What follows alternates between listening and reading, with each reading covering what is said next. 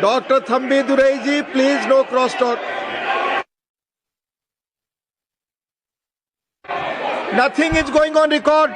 You please take your seat. You please take your seat. Dr. Thambi Durai ji, please take your seat. Please take. Both of you, please take your seat. Don't speak like this.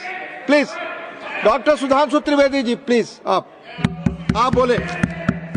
माननीय सभापति महोदय, आज इस पुराने वक्त की आखिरी रात में खड़े होकर इस नए वक्त के आगाज की नई सुबह के दिन मैं प्रधानमंत्री श्री नरेंद्र मोदी जी, हमारे अल्पसंख्यक मामलों के मंत्री किरण रिजिजू जी का मैं बहुत इस्तकबाल करता हूं। जब वक्त के ऊपर हम बात कर रहे हैं, वक्त की रुखसती का वक्त आ गया है और नई वक्त की नई सुबह होने का वक्त आ गया है। अगर हमें इस पे बात करनी है तो मुझे चार दृष्टि से बात करनी पड़ेगी। एक, इस बिल के तकनीकी प्रावधान जिस पे बहुत सारे लोग बहुत कुछ बोल चुके हैं। दूसरा है वक्त की अवधारणा। तीसरी है वक्त की राजनीति। और चौथा है वक्त की राजनीति के नाम पर होने वाली वह सांप्रदायिक बनाम सेकुलर की राजनीति। सबसे पहले हमारे नेता सदन माननीय नड्डा जी ने बताया कि किस विस्तार के साथ इस वक्त कमेटी ने काम किया, किस शिद्दत के साथ हमारी सरकार ने काम किया। और चाहे वक्त कमेटी के जेपीसी के चेयरमैन हमारे उस सदन के सदस्य जगदम्बिका पाल जी रहे हो, हमारे मंत्री जी रहे हो, सबने जिस शिद्दत से काम किया है, तो उनके लिए मैं माननीय प्रधानमंत्री जी अपनी सरकार की तरफ से कहना चाहता हूं कि उन्होंने एक इबादत के भाव से काम किया है। तो मैं कहना चाहता हूं, इबादतों की तरह मैं ये काम करता हूं, अपने फर्ज को झुककर सलाम करता हूं। फिर भी आप खिलाफत कर रहे हैं तो तेरी मुखालफत से निखरती है शख्सियत मेरी। मैं सियासी दुश्मनों का भी बहुत एहतराम करता हूं। तो इस एहतराम के साथ मैं अब आगे का बयान शुरू करता हूं और मैं ये बताना चाहता हूं कि एक बड़ी सिंपल सी बात है जो अभी माननीय नड्डा जी ने भी कहा। दुनिया के तमाम मुस्लिम देश बता दिए, इस्लाम की धर्म स्थली सऊदी अरब, सबसे बड़ा मुस्लिम देश इंडोनेशिया, जहां खलीफत रही वहां टर्की, और जहां आईएसआईएस का इलाका वहां इराक और सीरिया, वहां कहीं भी कुछ भी नहीं है ऐसा। फिर भी हमारे यहां क्यों है, कैसा? तो मैं कहना चाहूंगा सभापति महोदय, एक हिंदी में कहावत होती है, नया मुल्ला प्याज ज्यादा खाता है, परंतु यहां तो जो गैर मुल्ला प्याज बहुत खा रहा था और इतना खा रहा था कि आंसू निकल रहे थे गरीब मुसलमान के भी और देश के भी। इसलिए मैं कहना चाहता हूं सभापति महोदय, अगर छोड़ दीजिए भारत की बात करिए, तो क्या ऐसी कोई शक्ति सिखों के पास है, ईसाइयों के पास है, यहूदियों के पास है, पारसियों के पास है? नहीं है। छोड़ दीजिए, इस्लाम के अंदर आइए। अगर इतना भाईचारा है तो ये सुन्नी वक्फ बोर्ड और शिया वक्फ बोर्ड अलग क्यों है मेरे भाई? जमीन पे एक दूसरे पे एतबार नहीं है, सिर्फ सियासत के लिए साथ में आने की बात है। ये भी जरा सोचने की बात है। और जो अकलियतों में भी अकलियत है, आगा खानी है, बाकी है, जो बोहरा है, उनकी तो कोई गिनती नहीं है। हमारी सरकार ने पहली बार मुस्लिम समाज के अंदर भी ईमानदारी से सबको समान प्रतिनिधित्व देते हुए एक नई सुबह के नए वक्त का आगाज किया है। इसके लिए मैं सरकार को बधाई देना चाहता हूं। और सिर्फ ऐसा ही नहीं है, मुस्लिम समाज के अनेक लोग इस प्रकार के नियमों से बहुत प्रभावित हुए और बहुत प्रताड़ित हुए, जिसके अनेक उदाहरण बहुत लोगों ने बताए होंगे। मोहम्मदन एजुकेशन सोसाइटी कोल्हापुर का केस है, ईदगाह मैदान हुबली का केस है, जिसपर सुप्रीम कोर्ट ने साफ साफ उसको हुबली धारवाड़ म्युनिसिपल कॉर्पोरेशन को वापस कर दिया। अनीसा अयासा वर्सेस तमिलनाडु वक्फ बोर्ड का केस है, तेलंगाना स्टेट वर्सेस मोहम्मद मुजफ्फर का केस है, हिमाचल प्रदेश वक्फ बोर्ड वर्सेस ख्वाजा खलीलुल्लाह का केस है। और सभापति महोदय, ताजमहल पर भी दावा कर दिया गया। अब तो मैं पूछना चाहता हूं, और सुप्रीम कोर्ट ने अपने जजमेंट में कहा कि भाई शाहजहां के जमाने का लिखा फरमान लेके आइए, तब हम मानेंगे कि इस पे कोई दावा है या नहीं। आप सोचिए कि अगर ये वक्त का कानून इसी ढंग से चला होता तो क्या होता। अभी हमारे जॉन ब्रिटास जी और मनोज झा जी ने बहुत सारी बातें बोली थी। एक प्यास की बात बोली थी उन्होंने, उड़ीसा के ग्राहम स्टोन्स का जिक्र किया था, तो उसमें तो कांग्रेस की सरकार सीबीआई की इंक्वायरी नहीं कर पाई थी। मगर जब ताजमहल का उल्लेख आता है सभापति महोदय, तो एक प्यास मुझे याद आ जाती है। जब शाहजहां जेल में था और दूर से उस ताजमहल को देखता था और उसे सिर्फ एक सुराही पानी मिलता था और उसने औरंगजेब से कहा एक सुराही पानी और भिजवा दो, तो जानते उसने मना कर दिया। तो दुखी होकर शाहजहां ने फारसी में लिखा, ए पिसर तू अजब मुसलमानी, जे पिदरे जिंदा आप तरसानी, आफरीन हिंदुआन सदबार, जे देहंद पिदरावा मुर्दा देवम आप। मतलब तू कैसा मुसलमान है जो जिंदा बाप को पानी के लिए तरसा रहा है? तुझसे तो आफरीन 100 बार उन हिंदुओं को है जो पितृपक्ष में मरे हुए बाप को भी पानी देते हैं। और सभापति महोदय, मैं बताना चाहता हूं कि ये हमने ईमानदारी से मुस्लिम समाज के कल्याण के लिए बात की है, क्योंकि एक तरफ खड़ा हुआ है ईमानदार मुसलमान जो शराफत के साथ ईमान को गले से लगाए हुए हैं, और दूसरी तरफ कुछ चंद सरमाएदार हैं जो उस अमानत में खयानत करके शरारत के साथ उसके झंडा बरदार बनना चाहते हैं। तो ये मुकाबला किसके बीच में है? ये शराफत अली और शरारत खान के बीच में मुकाबला है। हमारी सरकार शराफत अली के साथ खड़ी है, हमारी गरीब मुस्लिम के साथ खड़ी है। ये गरीबों गुर्बत वाले गुर्बत अली और सरमाएदार वाले गाजी खान के बीच का इलाका है। मगर मैं कहना चाहता हूं महोदय, एक बात मैं बहुत स्पष्ट रूप से कहना चाहूंगा, इन जरूरतमंद मुसलमानों की लड़ाई के लिए मैं कह सकता हूं कि ये गरीब मुसलमानों के दिल की कसक और कट्टरपंथी वोट के ठेकेदारों के मन की ठसक के बीच में हमारी सरकार ने उस कसक का साथ दिया है, जिसके लिए मैं मानता हूं गरीब और पसमानदा मुसलमान निश्चित रूप से उनका आभारी होगा। हां, मगर जब इसकी बात आती तो भी माननीय खड़गे जी भी बोल रहे थे, माननीय संजय सिंह जी भी बोल रहे थे, मनोज झा जी भी बोल रहे थे कि साहब आपके यहां वो कितने पुजारी हैं और कितने किस वर्ग के पुजारी हैं। तो मैं उनको बताना चाहता हूं, केवल अकेले जूना अखाड़े ने पिछले साल 71 SC/ST लोगों को महामंडलेश्वर बनाया है। अरे आपको हमारे सदन में बैठे हुए बाल योगी उमेश नाथ जी नहीं दिखते? वैसे तो कहा जाता है जात ना पूछो साधु की, मगर मैं बताना चाहता हूं विश्व हिंदू परिषद के 50,000 से अधिक पुजारी ट्राइबल्स में जो शेड्यूल कास्ट है जो काम कर रहे हैं। मगर मैं हद अदब से पूछना चाहता हूं, बताइए मुल्ला, मौलवी, मुफ्ती, मुकर्रम, बारी, हाफिज में से कितने पसमंदा हैं? उसमें कितने जुलाहा, अंसारी, घोसी, बताइए मिरासी कितने हैं? बाकी छोड़िए, पसंदला बोर्ड में है क्या? अरे वक्फ बोर्ड में है क्या? इसीलिए मैं कहता हूं खुद मियां फजीहत दूसरों को नसीहत।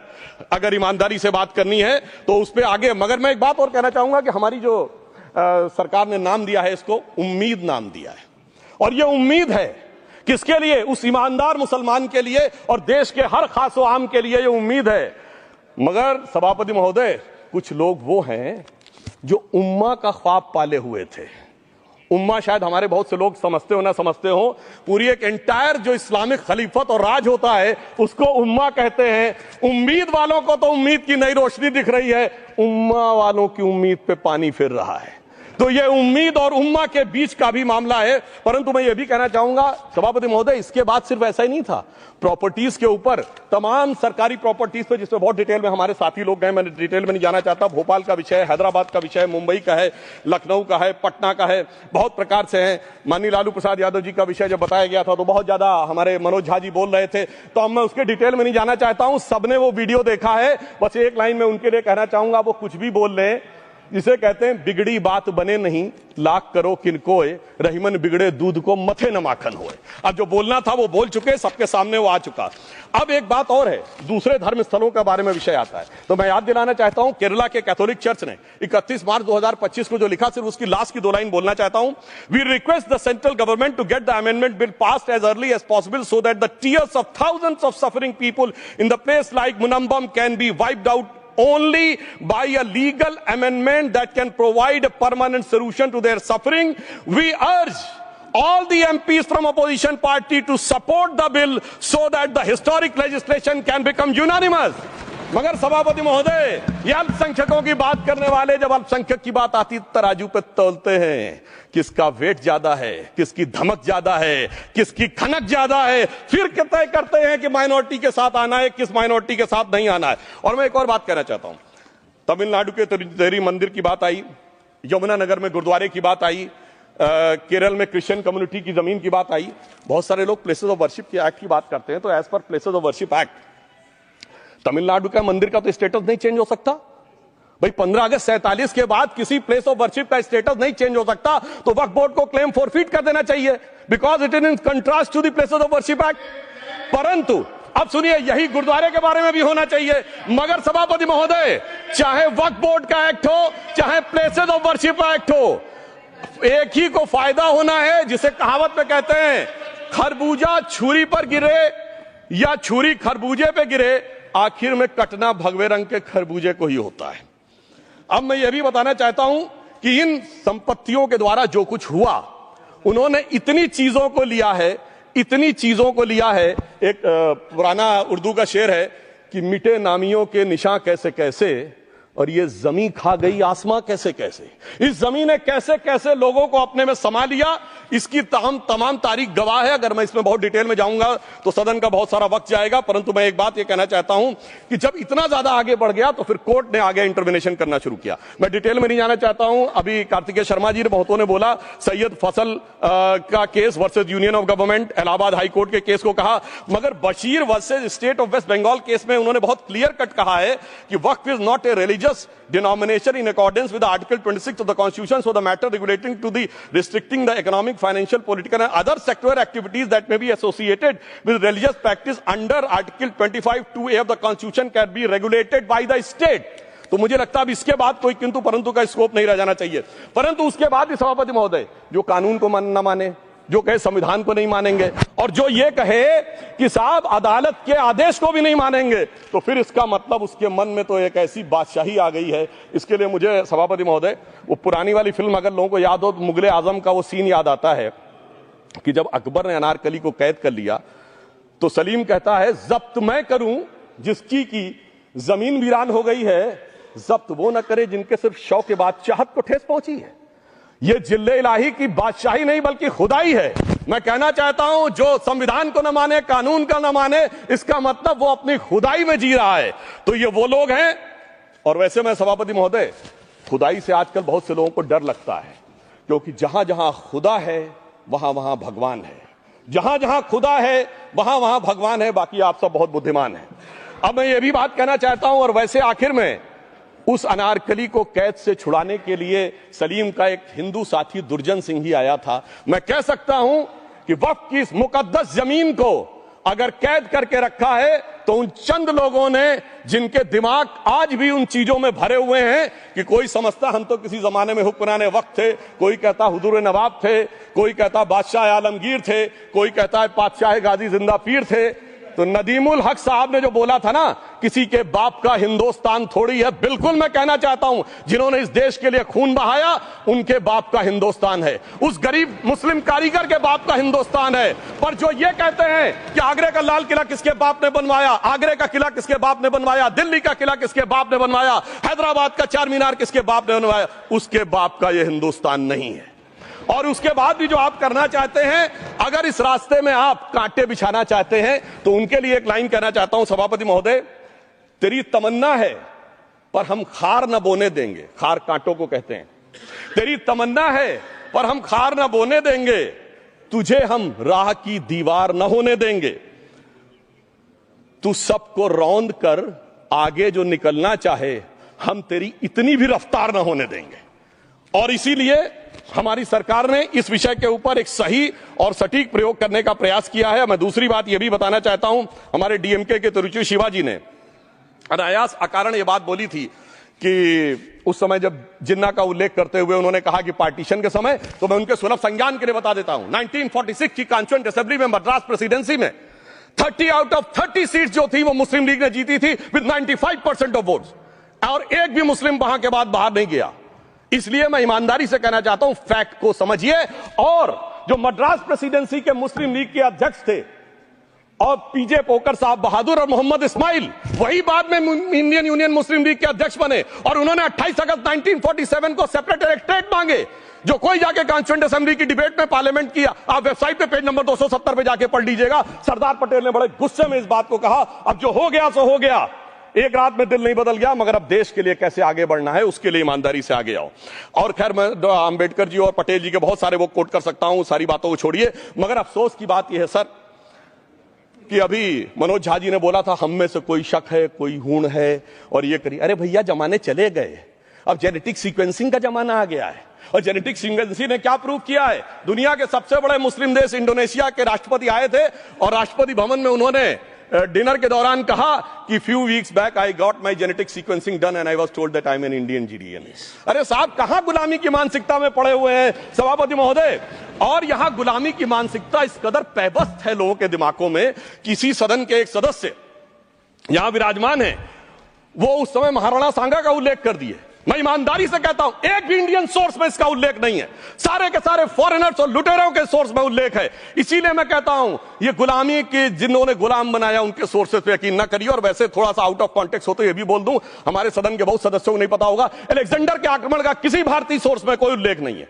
होरस नाम के किसी राजा का उल्लेख नहीं है, सिर्फ और सिर्फ ग्रीक में है। इसलिए गुलामी की मानसिकता से बाहर निकलिए, तब इन चीजों को आप सही ढंग से समझने में सफल होंगे। मेरा अब यह भी अनुरोध अपने सदस्यों के साथ है। वक्त की अवधारणा के बारे में बहुत कुछ बोला जा चुका है कि ये ओरिजिनली कहां से आया, पर मैं इतना कहना चाहूंगा, सबसे पहले वक्त का उल्लेख आता है जब ससनिड एम्पायर को खलीफा उमर ने कैप्चर किया, तो आज का जो सदर्न इराक है उसके इलाके को उन्होंने वक्फ डिक्लेयर किया और वो स्टेट के द्वारा कंट्रोल होता था। स्टेट के बारे में माननीय नड्डा जी ने अभी बताया कि बड़े बड़े देशों में किस ढंग से होता था। सर सैयद अहमद खान ने भी वक्फ को मूल इस्लाम का हिस्सा न मानते हुए इसके लिए मुजार शब्द कहा है, जो शरिया के अंतर्गत आता है, और इसी के लिए उन्होंने फतवा आलमगिरी को भी कोट किया था। और इसीलिए 1894 की जो प्रिवी काउंसिल का जजमेंट जो आया था वो वक्फ अल औलाद के खिलाफ आया था। मगर सभापति महोदय, 1906 में कलकत्ता कांग्रेस अधिवेशन में कांग्रेस ने प्रस्ताव पारित किया कि प्रिवी काउंसिल के जजमेंट में कुछ गलती है, इसे बदलना चाहिए, क्योंकि 1904 में जिन्ना कांग्रेस को ज्वाइन कर चुके थे।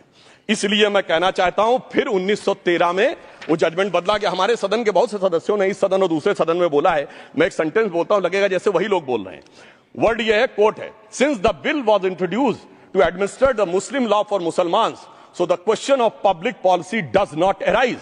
लगता है जैसे हमारे कोई सदस्यों में बोल रहा हूं। सर, ये मोहम्मद अली जिन्ना ने अप्रैल 1913 में he is use this word while moving the report of the select committee to the imperial legislative council. Sir, 1913 से 2013 तक भाषा ही नहीं बदली और आज भी भाषा नहीं बदल रही है। हमें ईमानदारी से, और उस समय यूपी और बंगाल ने उसका विरोध किया था, आज यूपी और बंगाल के लोग किस तरीके से साथ में है वो पूरी तरीके से दिखाई पड़ता है। इसलिए हम ये कहना चाहते हैं, हाँ, एक प्रश्न बहुत उठाया जाता है कि केवल मुस्लिम ही वक्फ को क्यों दान दे सकता, ऐसा वक्फ बोर्ड में क्यों संशोधन किया गया। मैं ईमानदारी से कहना चाहता हूं, ऐसा नहीं कि मैं इस्लामिक मामलों का बहुत बड़ा आलिम फाजिल जानकार हूं, मगर इस्लाम में बहुत साफ मान्यता है कि जो गैर मुस्लिम है उसकी इबादत अल्लाह कबूल नहीं कर सकते, उसकी दुआ कबूल नहीं होगी तो दान कैसे कबूल होगा। साहब, हम इस्लामिक भावना का सम्मान कर रहे हैं। हमारे अल्पसंख्यक मंत्री गए थे तो वो मदीना में एक डेफिनेट लेवल तक जा सकते, उसके आगे नहीं जा सकते। अगर इबादत की इजाजत नहीं है तो साथ जायदाद की इजाजत कैसे हो सकती है। मुस्लिम भावना का सम्मान है, और अगर है तो कोई मुल्ला मौलवी मुफ्ती मुकर्रम बारी आज आके बता दे कि कबूल हो सकती है दुआ, तो हम दान भी कबूल करने के लिए तैयार हैं। और तो और छोड़िए साहब, जब आप कहते हैं कि हर चीज हलाल होनी चाहिए, तो साहब हलाल करने की प्रक्रिया नहीं, हलाल करने वाला भी मुस्लिम होना चाहिए, तब वो हलाल होता था। तो मैं पूछना चाहता हूं साहब, काटने के लिए तो हलाल होने के लिए मुस्लिम जरूरी है, और बांटने के लिए बगैर मुस्लिम के भी हलाल होगा, ऐसा तो नहीं हो सकता। तो जो हमारी सरकार ने किया है वो मुस्लिम भावना के सम्मान के लिए किया है। और जहां तक मैं कहना चाहूंगा, हिंदू समाज के बारे में बात करते हैं, हमारे यहां कोई प्रॉब्लम नहीं है। हमारे यहां कोई ऐसा नहीं कि हज पे कोई गैर मुस्लिम नहीं जा सकता। हमारे देखिए कुंभ में 50 लाख विदेशी आए थे और किसी से नहीं कहा या कन्वर्ट हो जाओ। इसलिए मैं कहना चाहता हूं, हिंदुइज्म की धारणा और बाकी धारणा का जो तुलना करने का प्रयास करते हैं वो बहुत उचित नहीं है। मगर सभापति महोदय, इस वक्त ने कई अद्भुत नजारे दिखाए। इस्लाम में जो काफिर से ज्यादा मुशरिक और शिर्क को बुरा माना गया, नहीं जो भगवान को माने ही नहीं। यहां देखिए वो लेफ्ट के लोग जो कहते धर्म एक अफीम है, वो आज खुदाई खिदमतगार बन के खड़े हो गए। सोचिए कैसा बदलाव आया है। और सर, मुझे एक और चीज नजर आती है, एक पुराना गीत था, वक्त ने किया क्या हसी सितम। तो आज मैं कहना चाहूंगा, वक्त ने किया क्या हसी सितम कि मुस्लिम लीग और शिवसेना मिलके हो गए हम। और मैं कहना चाहता हूं, यह मुस्लिम लीग वो है जिसने सेपरेट इलेक्टोरेट की मांग की थी, और इस शिवसेना के उबाटा के हमारे इस सदन के एक सदस्य हैं। और सर, हमारे साथ मुरली जी बैठे हैं, मुरली देवड़ा जी ने मुझे याद दिलाया, उन्होंने मिलिंद देवड़ा जी ने याद दिलाया, उन्होंने कहा एक जमाने में उन्होंने कहा था मुस्लिमों की नागरिकता छीन लेनी चाहिए। इसीलिए मैं कह रहा हूं, वक्त ने किया क्या हसी सितम, ये दोनों मिलके हो गए हम। और सर, मैं इसके बाद एक टेक्निकल बात करना चाहता हूं। जब इन्होंने टाइम ड्यूरेशन हटा दिया था और बैक में पीछे जा सकते थे, तो मैं पूछना चाहता हूं सर कि जब ब्रिटिश हुकूमत आई तो उसने तो मुगलों सारी हुकूमत ले ली थी, तो उनका मालिकाना हक कैसे हुआ। सर, 1707 के बाद तो इस्लामी हुकूमत दिल्ली से खत्म हो गई थी। एक आखिरी मुगल बादशाह शाह आलम के लिए तो बोला जाता था सल्तनते शाह आलम दे लाल किले ते पालम, यानी आज का IGI एयरपोर्ट। तो साहब, उसके बाद ये गुजरात के सूरत से लेकर लखनऊ तक उनका मालिकाना हक निकलने कहां से लगा। अरे भाई, जब दिल्ली को कैप्चर किया था अंग्रेजों ने तो सारी जमीन अंग्रेजों की थी। तो जब मैं अपने कांग्रेस के मित्रों से पूछना चाहता हूं, ये जब गवर्नमेंट ऑफ इंडिया एक्ट में पावर डीड ट्रांसफर की थी तो पढ़े नहीं थे क्या या खोखले कागज पर साइन कर लिए थे, या कागज सही था, आप खोखला करने की बात है? मैं पूछना चाहता हूं, जब 250 साल तक वो हुकूमत ही नहीं रही तो उस हुकूमत के फरमान की लेजिटिमेसी कैसे हो सकती है? यह मैं कानूनविदों के लिए भी एक फूड फॉर थॉट रखने की बात करता हूं। और दूसरी बात मैं कहना चाहता हूं, ये किन हुकूमतों की बात कर रहे हैं सभापति महोदय? अगर सूरत नगर निगम पे दावा है मुगल के जमाने का और तमिलनाडु के मंदिर पर अरकाट के नवाब का, सभापति महोदय, ये वो हुकूमतें थी जो जजिया लगाती थी, ये वो हुकूमतें थी जो जिम्मी का कॉन्सेप्ट रखती थी, ये वो हुकूमतें थी जो गाजी की बात करती थी। क्या भारत के संविधान में उन हुकूमतों के फरमान को सही मान्यता देना सही है? बिल्कुल गलत है। मैं कहता हूं, बाबा साहब अंबेडकर के संविधान में यदि आप ऐसी हुकूमतों के फरमान को रखने की कोशिश करते हैं तो this is fraud on constitution. और हमारी सरकार ने अगर बैकडेट से वो बंद किया है तो उस फ्रॉड को रोकने की पूरी व्यवस्था की है। और यहां पर मैं ये भी कहना चाहता हूं सभापति महोदय, जमींदारी उन्मूलन 1948 में हो गया, मगर ये बाद में जमींदार कैसे क्रिएट हो गए? हमने बचपन में विनोबा भावे, हम लोगों के जन्म से बहुत पहले की बात है, विनोबा भावे जी के भूदान आंदोलन की बात सुनी थी, जिसमें जमींदारों से पैसा लेके, जमीन लेके गरीबों को दी जाती थी। पर सभापति महोदय, कभी आपने सुना कि गरीबों की जमीन जमींदारों को मिल जाए? वो 2013 के बोर्ड ने वो व्यवस्था कर रखी थी। यानी वो भूदान आंदोलन था गांधी जी के शिष्य विनोबा जी का, तो आज के गांधियों के नेतृत्व में भू हड़प आंदोलन शुरू हो गया।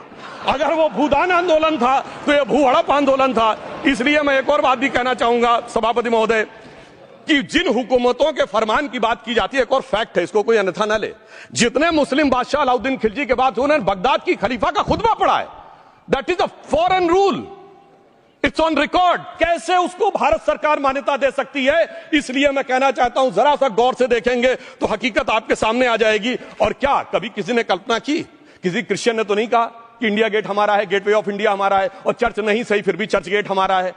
तो फिर यह केवल किसी एक के दिमाग में क्यों आती है? हमने जो इवैक्यू एक्ट के तहत दे दिया था पाकिस्तान के गए लोगों को, क्या हमारे जो सिख और हिंदू भाई आए थे उनकी जमीनें मिली? अरे महाराजा रणजीत सिंह की राजधानी लाहौर थी और काबुल तक था राज, तो क्या उन्होंने जमीनें नहीं दान दी होगी गुरुद्वारे और मंदिरों को? वो मिली? अरे वो तो छोड़िए, ननकाना साहब और करतारपुर साहब तक नहीं मिला था। इससे दिखाई पड़ता है कि कितनी एक तरफा हम लोगों ने कोई निगोशिएट ही नहीं किया और उसे करने की बात कही थी। इसलिए मैं कह सकता हूं सर कि अब हमारी सरकार ने जो संशोधन किए हैं, अब यह मजहबी हुकूमत के फरमान से नहीं, बाबा साहब अंबेडकर के संविधान से चलने वाला है। अब मैं अंत में उस विषय के ऊपर आता हूं जिसे सांप्रदायिक राजनीति बनाम सेकुलर राजनीति इसके ऊपर कहा जाता है। सभापति महोदय, मैं बताना चाहता हूं कि जब आजादी मिली उसके बाद क्या किसी ने डिमांड किया था कि हमें वक्फ बोर्ड चाहिए? नहीं किया था। फिर क्यों 54 में दिया गया? किसी मुस्लिम ने डिमांड किया क्या कि मदरसे चाहिए? फिर क्यों दिया गया?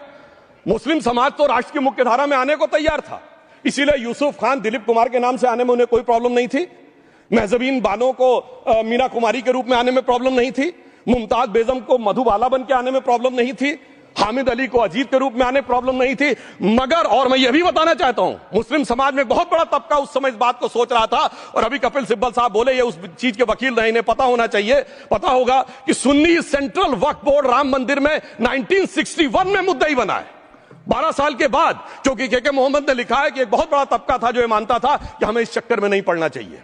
मगर अफसोस कि वही लेफ्टिस्टों, सेकुलरिस्टों ने उनको समझाकर इस मुकाम तक लाकर खड़ा कर लिया। अब यहां मैं एक और बात कहना चाहूं, खैर छोड़िए उन सरकारों ने बाद में क्या दिया, मगर उसके बाद सुनिए, इंदिरा जी के जमाने में मुस्लिम पर्सनल लॉ बोर्ड आया, तो राजीव जी के जमाने में शाहबानो केस आया, तो नरसिम्हा राव के जमाने में 95 का एक्ट आया, तो मनमोहन सिंह जी के जमाने में 2013 का एक्ट आया, मगर इलाज नहीं निकला। तो इसे एक शेर में कहूंगा कि मरीजे सेकुलर इश्क पर लानत खुदा की, मर्ज बढ़ता गया जो दवा की।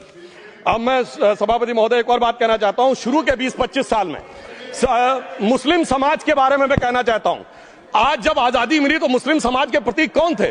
उस्ताद बिस्मिल्लाह खां, उस्ताद फरीदुद्दीन डागर, उस्ताद बड़े गुलाम अली, उस्ताद जाकिर हुसैन, जिनकी अभी कुछ दिन पहले डेथ हुई, बड़े बड़े नगमा निगार, हसरत जयपुरी, मजरूर सुल्तानपुरी, साहिर लुधियानवी, कैफी आजमी, जोश मलियाबादी, जिगर मुरादाबादी। अब सर क्या हो गया? तब मुस्लिम समाज इन अदब के शाहकारों के साथ जोड़ा जाता था। आज मुस्लिम समाज का नेतृत्व किन लोगों के साथ जोड़ता है? इशरत जहां, याकूब मेनन, मुख्तार अंसारी, अतीक अहमद, दाऊद इब्राहिम, कौन जोड़ रहा है ये? तब से सर जब से ये सेकुलर हो गया देश 1976 से और सेकुलर सियासत शुरू हुई, उसने ले जाकर इनको इस मुकाम तक पहुंचाया। और इस वक्फ बोर्ड के बिल में भी जो बात कही जा रही है, सर, मुस्लिम समाज को यह समझाया गया कि तुम्हें बीजेपी वालों को तुमसे बड़ी अदावत है, और कहा गया इनको बड़ी मोहब्बत है। जब यह देश आजाद हुआ, मैं उत्तर प्रदेश का रहने वाला हूं, उत्तर प्रदेश में 1931 की सेंसस में 8% रेट ऑफ डेथ थी और सैयद मुसलमानों में 24% थी। यूपी की ब्यूरोक्रेसी में 20% थे। आज कहां चले गए सब? मैं एक लाइन में कहना चाहूंगा, ये अदावत और मोहब्बत की सियासत में ऐसे फंसे कि किसी को किसी की मोहब्बत ने मारा, किसी को किसी की अदावत ने मारा, मगर इस शराफत अली को सेकुलर सियासत ने मारा। और मैं सभापति महोदय एक और बात कहना चाहता हूं कि चलिए बोलिए। Fauzia Khan, please one second, mic is there. Yes, ये बोल रहे हैं मुस्लिम समाज आज का इशरत जहां और फलाना टेररिस्ट के साथ नाम जोड़ रहे हैं। ये बिल्कुल आरोप है सर, इसको एक्सपंज करना चाहिए। ये समाज के साथ अन्याय है। ये बात आपको एक्सपंज करना होगा सर, ये बात को। एक honourable member, if you would carefully go through what Sudhanshu has said, I am sure you will appreciate his spirit. Just think for a moment. He has not cast any aspersions. Sudhanshu, go ahead. Time में जवाब दूंगा और उसके बाद ये हमारा सदन माने ना माने, जो देख रहे होंगे उनके लिए कहना चाहता हूं, sir, doctor APJ Abdul Kalam. One second. काहे परेशान? Vaiko ji, honourable member, Vaiko ji, oh my God, Vaiko ji,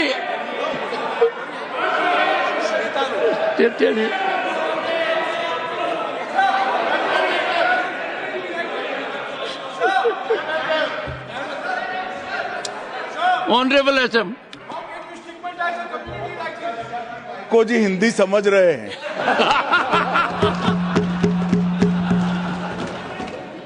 One second. Fauziya Khan, one second. First, I think. One second. Sir क्या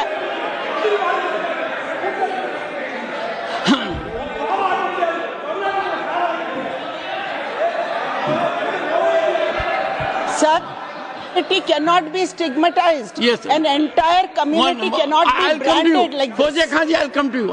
I'll give you the opportunity. Honorable Finance Minister. But one line is said. One line. No, one nimisham irungappa, please.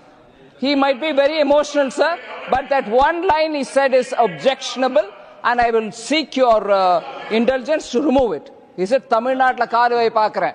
You enter Tamil Nadu, I'll see you. No good. No good. இல்ல தப்பது தப்பு. அப்படி சொல்லக்கூடாது. நீங்க அப்படி பேசுறது தப்பு. நீங்க அப்படி பேசுறது ரொம்பவே தப்பு. இந்த நாட்டுல யார் வேணாலும் எங்க வேணாலும் கால் வைப்போம். யாருக்கும் அதிகாரம் இல்ல உணர்வு உயிர் மேல. Honorable Finance Minister. So sir, this is atrocious. You set foot in Tamil Nadu and take care. What is that language? We have a Home Minister after a long time who has brought about changes unthinkable. What he said, you can be fully assured. Yes, Honorable Home Minister.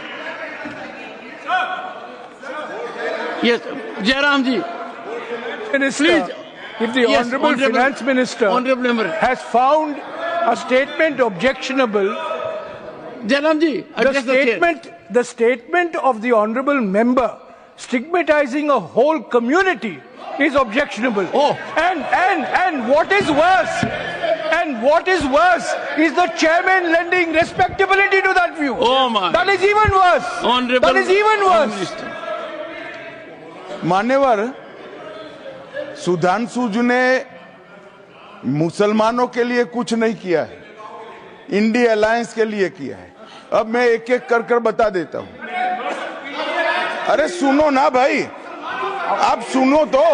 अरे दिग्विजय सिंह सुनिए, मैं खड़ा हूं ना अपने पैर पर। मान्यवर सुधांशु जी ने कहा इशरत जहां, यही एनसीपी पार्टी ने इशरत जहां के घर पर जाकर रुपयों का इनाम भी दिया था और उसको शहीद बताया था। दूसरा कहा अतीक अहमद किस पार्टी से थे? इंडिया अलायंस की। दूसरा कहा अंसारी किस पार्टी से? कांग्रेस और इंडिया अलायंस के। ये सारे नाम आपके साथ जुड़े हैं भाई। उल्टा उन्होंने तो मुसलमान कम्युनिटी से तो ढेर सारे शायरों का नाम दिया जिन्होंने साहित्य की सेवा की और ढेर सारे साहित्य की रचना की। मन Sudhanshu, he is not yielding now. सबसे पहले मैं तमिलनाडु का जवाब देना चाहता हूं। Yes. सभापति महोदय, तमिलनाडु से ही डॉक्टर एपीजे अब्दुल कलाम थे और मैं सारे सदन से कहना चाहूंगा डॉक्टर कलाम का नमाज जनाजा और याकूब मेनन का नमाज जनाजा एक ही दिन हुआ। कितने लोग याकूब मेनन के नमाज जनाजा में गए और कितने डॉक्टर कलाम के नमाज जनाजा में गए? डॉक्टर कलाम मेमोरियल पे कितने लोगों की फोटो है? दिखाएं मुझे, सोशल मीडिया पे पोस्ट की हो। मगर अफजल हालात का मारा था आपके एक मंत्री का ऑफिशियल ट्वीट है, वो इस सदन के सदस्य नहीं तो मैं नहीं बोल रहा हूं। याकूब मेनन की जुडिशियल किलिंग हुई आपके एक नेता का, मिनिस्टर का ऑफिशियल ट्वीट है, सदन के सदस्य नहीं है इसलिए नहीं बोल रहा हूं। और सर 26/11 आरएसएस ने कराया, सदन के सदस्य बैठे हुए हैं। हाफिज साहब और सुनिए जाकिर नायक शांति का मसीहा सदन में सदस्य बैठे हुए हैं। सर किसने जोड़ा? मैं नहीं कह रहा हूं जोड़ा, हमने किससे जोड़ा मैं बताना चाहता हूं। मैं अपनी बात, सर मैंने नाम किसी का नहीं लिया। सर आपने उड़ता तीर क्यों पकड़ लिया? सर मैंने नाम नहीं लिया, उड़ता तीर क्यों पकड़ लिया? सर मैं पूरी बात करूं। सर मैं कहना चाहता हूं हमारी सोच मुस्लिमों के बारे में और इनकी सोच में क्या अंतर है। देखिए जिन लोगों ने मुस्लिम हिस्ट्री नहीं पढ़ी उन्हें मैं बताना चाहता हूं। एक दो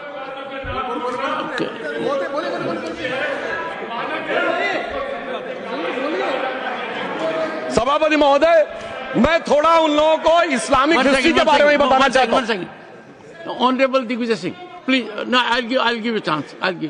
माननीय सदस्य, ऑनरेबल दिग्विजय सिंह जी। माननीय सभापति महोदय, जो माननीय सदस्य ने बात कही है, मैं सुन रहा था डॉक्टर त्रिवेदी जी की बात। उन्होंने कहा था ऐसे मुसलमान हम लोगों के साथ हैं और वैसे मुसलमान इन लोगों के साथ हैं। बात यह है कि आपने जिस तरह से इस पूरी बात कही है ये घोर आपत्तिजनक है, अपमानित करती है और जो माननीय सदस्य ने भी मेरे बारे में भी कहा है मैं उनकी निंदा करता हूं।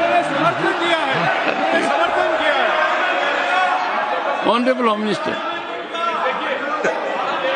Honourable home minister, honourable home minister, एक सेकंड। Okay, one second, your mic will be on.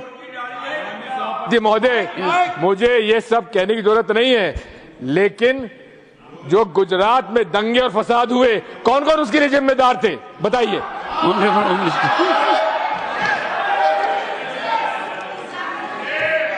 मान्यवर, मैं ध्यान से बारीकी से पूरे संवाद को सुन रहा हूं। माननीय सदस्य सुधांशु जी ने दिग्विजय सिंह का नाम नहीं दिया। अब वो खड़े होकर कहे मेरे बारे में कहा, इससे साबित हो गए। और अभी भी मौका है, आपने नहीं कहा है कि 26/11 के हमले में आरएसएस का हाथ था, तो अभी खड़े होकर माइक चालू कराकर बुलवा दीजिए। माननीय, और आपत्तिजनक बात है, मैंने ये बात कभी नहीं कही है, ये आप लोगों का प्रचार है। मेरी आपत्ति इस बात की थी कि सभी माननीय सदस्य ने और बात कही है कि अब हमारे तरफ ऐसे मुसलमान थे और वैसे मुसलमान हम लोगों की तरफ थे। ये पूरे समाज के साथ, पूरे अल्पसंख्यक समाज के साथ अपमानजनक बात है। और माननीय सभापति महोदय, आप बताइए, माननीय गृह मंत्री जी, आप वहां पर थे, गृह मंत्री थे जब दंगे हुए थे, तो आप लोगों का क्या रोल था ये जन जाए मिनिस्टर। इनको मेरा हुआ ऐसा है कि मैं ही दिखाई पड़ता हूं। आपकी सुनिए, अब सुनिए ना, दिग्विजय सिंह सुनिए। एक मिनट सुनिए। दंगे शांत होने के बाद 18 महीने के बाद मैं गृह मंत्री बना। दंगा हुआ तब मैं गृह मंत्री नहीं था। सुधांशु त्रिवेदी संदर्भ में किसी का नाम नहीं लिया। अजीज बर्नी की किताब थी 2611 एंड आरएसएस कॉन्स्पिरेसी, कोई जाके चेक कर ले उसमें कौन कौन कहां कहां था। अब मैं मुसलमानों के बारे में कहना चाहता हूं, मुस्लिम समाज के लिए। बहुत से लोग ऐसे हैं जिनको मुस्लिम समाज की हिस्ट्री नहीं पता है। मैं बताना चाहता हूं, भारत से जब न्यूमेरिक सिस्टम सबसे पहले गया तो अल जहर थे सबसे पहले, जिन्होंने जाके 1793 में जो सूर्य सिद्धांत था उसका अरबी में ट्रांसलेशन हुआ सिंध हिंद।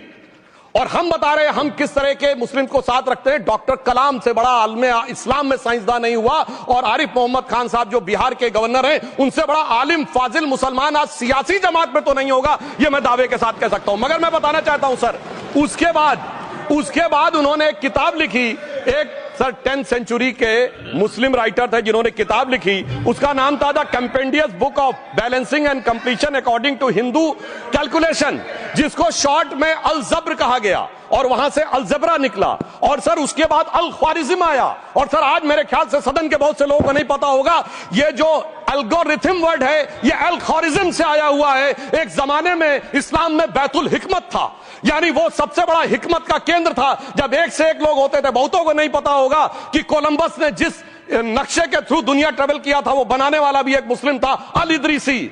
मगर सर एल्गोरिथम आज ऐसा बदला कि एआई के एज में दलगत भावना से ऊपर उठकर औरंगजेब के साथ खड़े हो गए। सर ये एल्गोरिथम किसने बदल दिया, ये मैं बताना चाहता हूं। इस पे थोड़ा सोचने की जरूरत है। इसलिए मैं कहता हूं मुस्लिम पॉलिटिक्स की सोच क्या थी, हमने किन मुसलमानों का साथ दिया है, मैं बताना चाहता हूं सर। वीर अब्दुल हमीद की शहादत की 50वीं वर्षगांठ 2015 में हुई।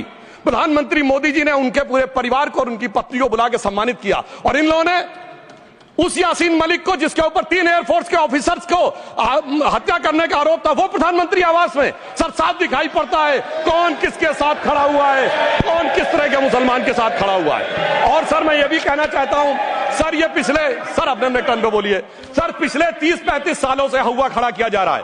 1990 में जब राम मंदिर आंदोलन हुआ, कहा गया बीजेपी आएगी उत्तर प्रदेश में खा जाएगी। सर बीजेपी आने के बाद उत्तर प्रदेश में जानते क्या हुआ सर, 22 साल से शिया सुन्नी के बीच में जो दंगे चलते थे और मदे साहबा का जुलूस नहीं निकलता था, शिया समुदाय का मदे साहबा का जुलूस लखनऊ में हमारी सरकार में निकलना शुरू हुआ। और उसके बाद कहा गया केंद्र में भाजपा आएगी तो खा जाएगी। सर अटल जी की सरकार आई, इतनी शानदार स्थिति रही। उसके बाद कहा गया गुजरात में आएगी तो भाजपा खा जाएगी। सर गुजरात का मुसलमान आज सबसे समृद्ध मुसलमान है, सबसे ज्यादा जकात वहां से आता है। उसके बाद कहा गया मोदी जी की सरकार आएगी तो क्या होगा। सर मोदी जी की सरकार आने के बाद हमारे साथियों ने बताया है अल्पसंख्यक समुदाय के 70% लोग हैं जिनको किसी न किसी एक योजना का लाभ जरूर मिला है। और सर फिर कहा गया सीए आएगा तो नागरिकता छिन जाएगी।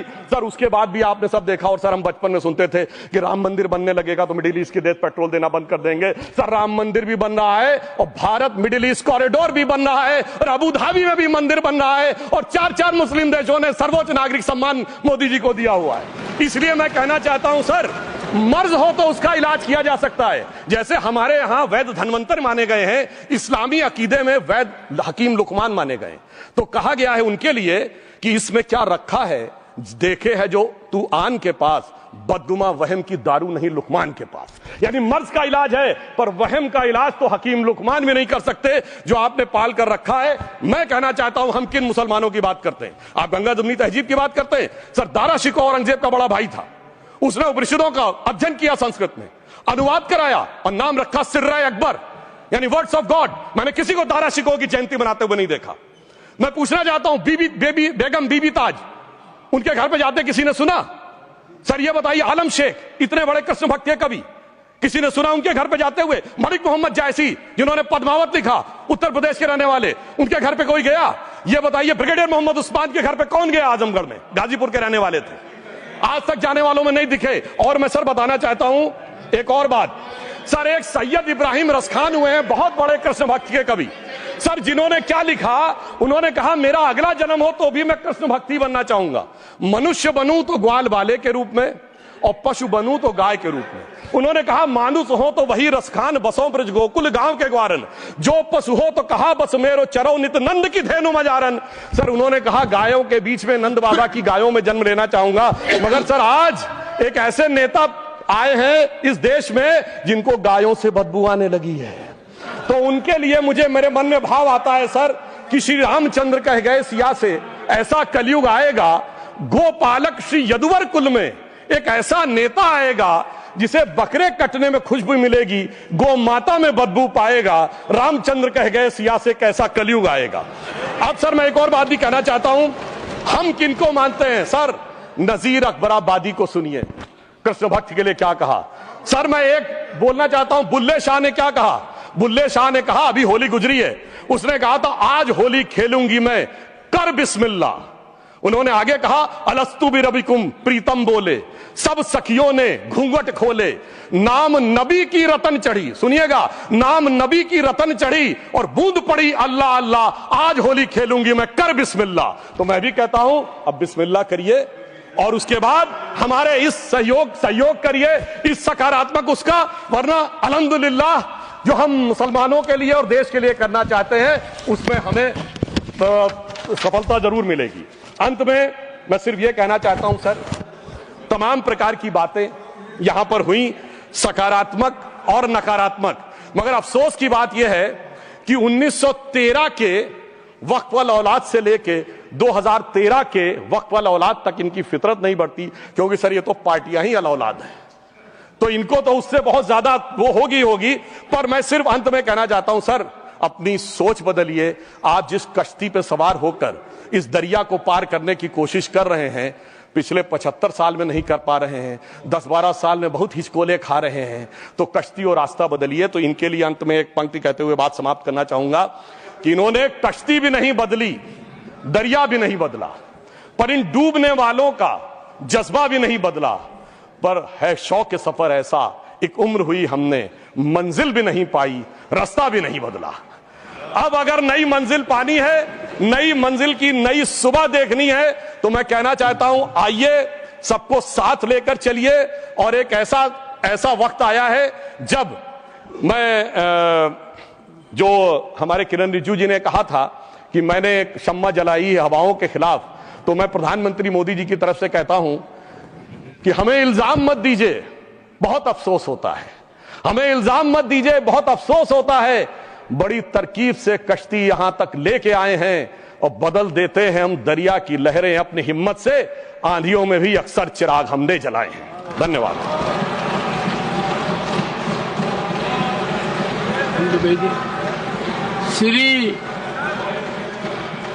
श्री जावेद अली खान, क्या पॉइंट ऑफ ऑर्डर? धन्यवाद सभापति जी। One second honourable member Tiruchi ji, under which rule? 261 sir है 261 रूल 61 261